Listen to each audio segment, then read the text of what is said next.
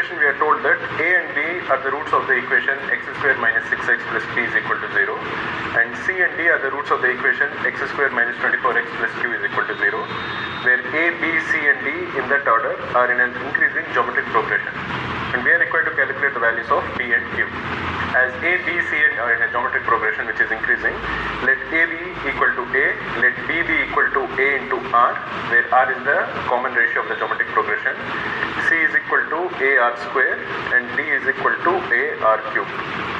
We are told that a, b, c and d are in an increasing geometric progression, so the value of r has to be greater than 1.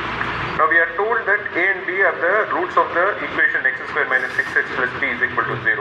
So the value of a plus b will equal minus of the coefficient of x, which is equal to 6, minus of minus 6.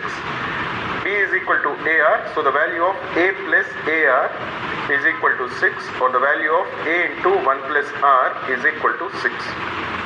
C and D are the roots of the equation x square minus 24x plus q is equal to 0, or the value of C plus D is equal to minus of minus 24, which is equal to 24.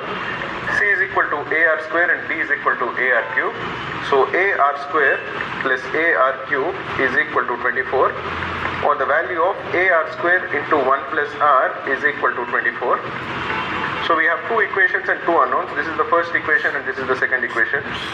So if you divide the second equation by the first equation, you are going to get that r square is equal to 24 divided by 6, which is equal to 4. So the value of r is either equal to 2 or r is equal to minus 2. But remember what we have discussed earlier, because this is an increasing geometric progression, the value of r has to be greater than 1. So r cannot equal minus 2.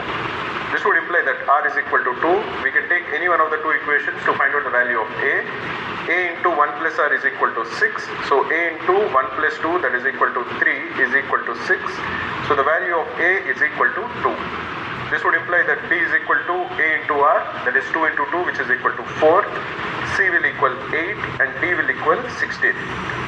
Now what is the value of p? P is the product of the roots, that is p is equal to a into b.